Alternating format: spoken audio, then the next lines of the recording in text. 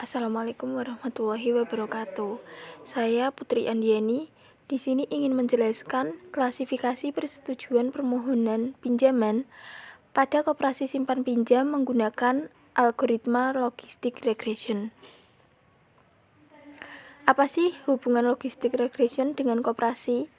Seperti yang kita ketahui, koperasi merupakan proses cepat dan mudah untuk membantu sebagian orang, terutama dalam modal usaha.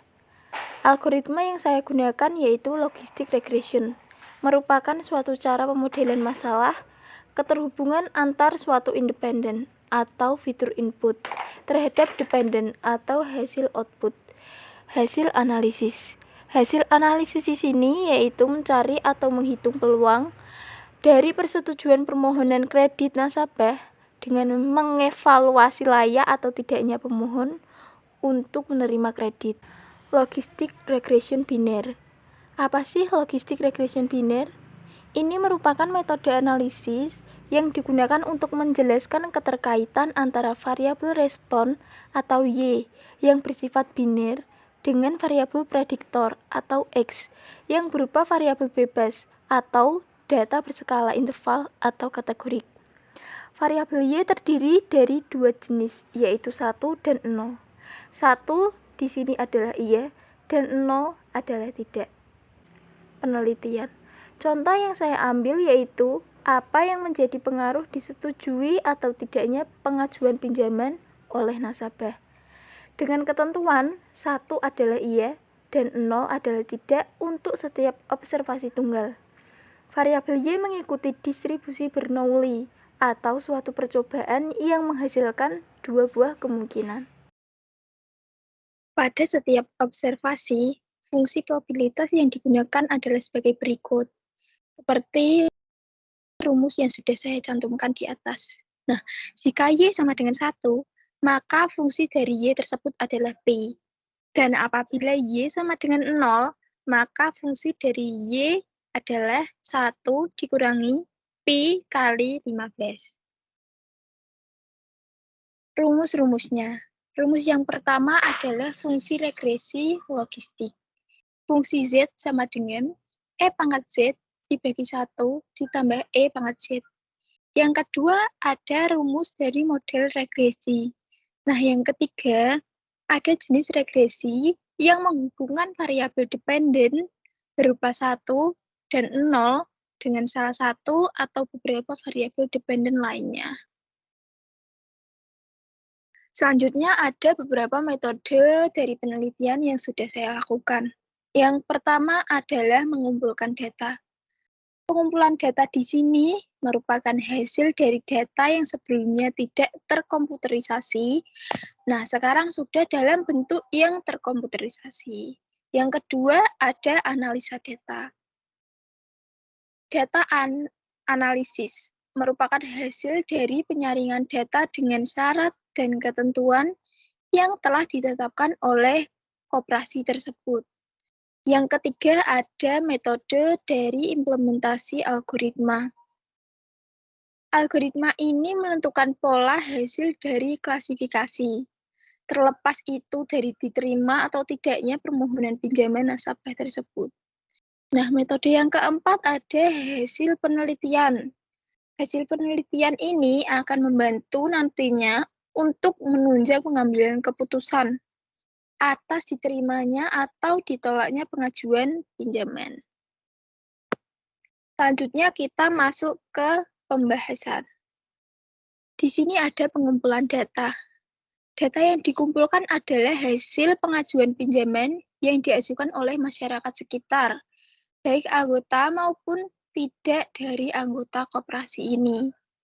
Nah, posisinya di sini koperasi ini dilindungi oleh pihak sekolah, sehingga sebagian besar anggota koperasi adalah guru, pekerja, pedagang, atau pengusaha yang tinggal di desa dan sekitarnya.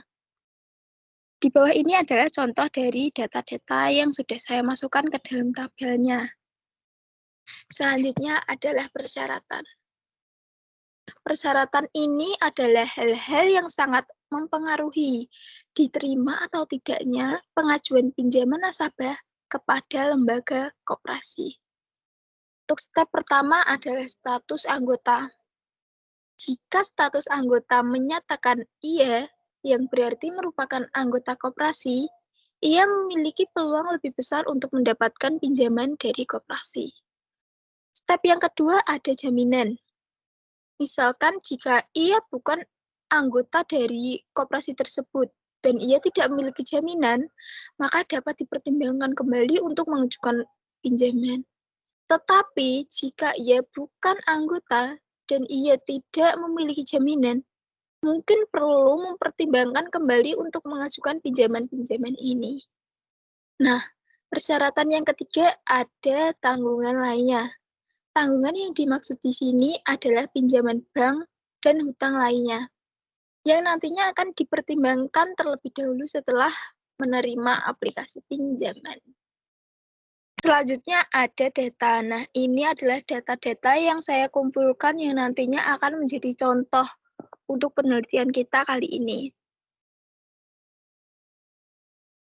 Setelah ada data, maka kita dapat melakukan analisa data nih. Misalkan, jika ia merupakan anggota, ia meminjam sejumlah 20 juta dengan jangka waktu kurang lebih 1 tahun, dengan tidak menggunakan jaminan, ia tidak memiliki tanggungan lain, maka keputusan yang akan diambil adalah 1, atau dipinjamkan. Keterangan keputusan di sini ada 2. Yang pertama 1 dan yang kedua 0. Artinya apa? Yang 1 adalah dipinjamkan, sedangkan 0 adalah tidak dipinjamkan. Dari analisa data tersebut, dapat kita tarik tabel data seperti yang sudah saya cantumkan di sini.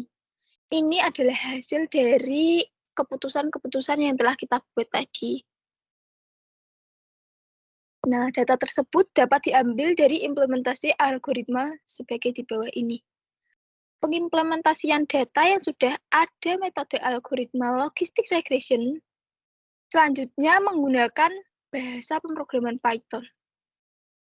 Lalu ia dapat menghasilkan 101, 001 sebagai berikut. Nah, kesimpulannya, algoritma jenis logistic regression cukup dapat diandalkan dalam jenis observasi tunggal, yang biasanya ia bernilai iya dan tidak, seperti halnya klasifikasi yang hanya dapat memiliki 2 keadaan saja.